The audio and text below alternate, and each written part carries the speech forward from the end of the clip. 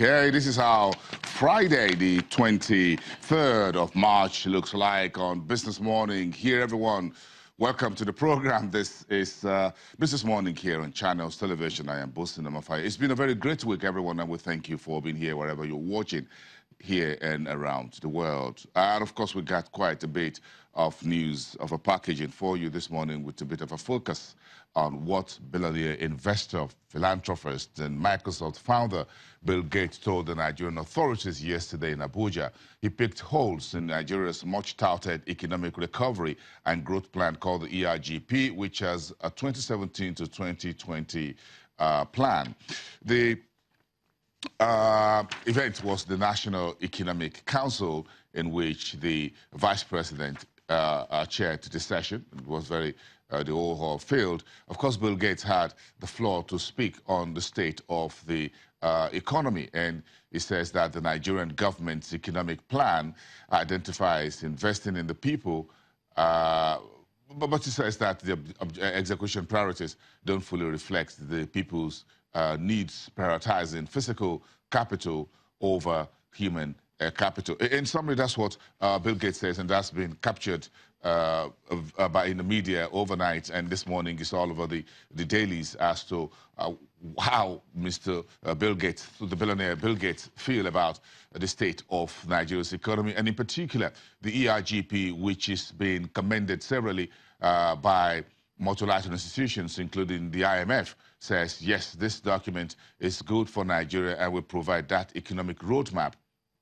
The vice president who spoke after Bill Gates and a few others spoke had a few things to say regarding the holes that billionaire Gates picked in that. The vice president, and part of what his media team sent overnight, says, quote, let me reiterate that not only are we painfully aware of the issues, we are prepared to take the challenges you have outlined head on. That's part of what the vice president says. He went on to say that all of those lofty ambitions, which were included, of course, in the ERGP, can be achieved through the determined application of human skill and effort.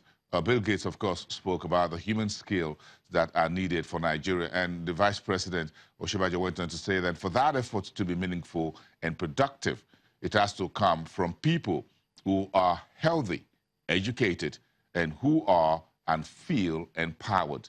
The Vice President there underscoring the need for Nigerians to be empowered and who are healthy and educated.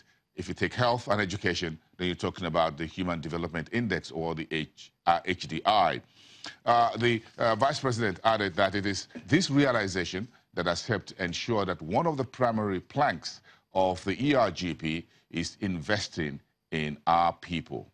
And that's what the Vice President says. We'll have more time today on the program later on to take that soundbite from billionaire Bill Gates, who's spending about 1.5 billion investing in Nigeria's nutrition and healthcare, mostly in the northern part of the country and in other parts of the country as well, alongside Aliko Dangote, the founder and the president of the Dangote Foundation. So we'll hear more from Bill Gates. We'll recap what he says yesterday for you later on the program. Then we've got some discussions to try and analyze Nigeria's physical capital versus human capital, and what you call the HDI. We'll get that lined up for you within the next 30 minutes here on the program.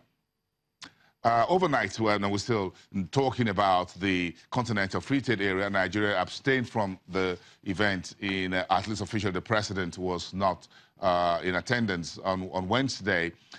So via the official tweet of the Nigerian government, this morning we got a tweet that the Federal Executive Council meeting, and this reading directly from the tweet, that the Fed Executive Council meeting on 21st March 2018, President Buhari approved the setting up of a presidential committee to widen consultations on the framework agreement establishing the African Continental Free Trade Area, the AFCFTA.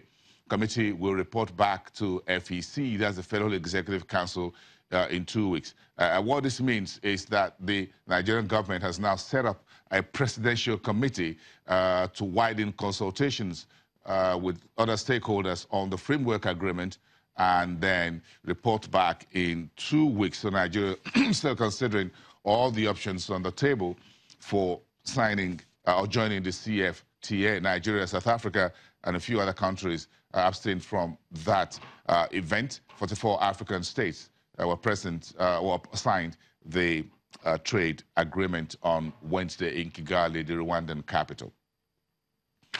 What's coming up? Let's look at our list. So we have the course is now cleared by the Senate for Central Bank of Nigeria to hold its first 2018 Monetary Policy Committee meeting April 3rd to 4th, as 3 or 4 president's nominees approved on Thursday at a plenary. So we got 3 out of 4 now. We have the course cleared. The president was asked to replace the rejected MPC nominee. Meantime, the Senate also, as we have, of course, have heard in the news, also cleared 2 central bank deputy governors who will now join what you call the Board of Governors of the Central Bank of Nigeria, and those 2 individuals will take office with immediate effect. So that's clearing all hurdles now for the central bank to move forward. So the MPC now has a quorum of about 10 to hold the crucial monetary and economic guidance meeting after the Easter holiday. The last MPC meeting, there were 7 members present, and that did not form a quorum. So the central bank says it waited on the Senate to clear those 4 nominees presented by the president to the Senate last year. The Senate has since been sitting on that. They said no. Now they've approved 3. If you take those 3 individuals joining the existing 7, then you have about 10 individuals ready until whether the president will replace the rejected nominee, and of course whether that will still make the meeting set for the 3rd to the 4th of April. We'll be on ground for those 2-day meetings, the first in 2018, and take a look at those 3 new members of the MPC.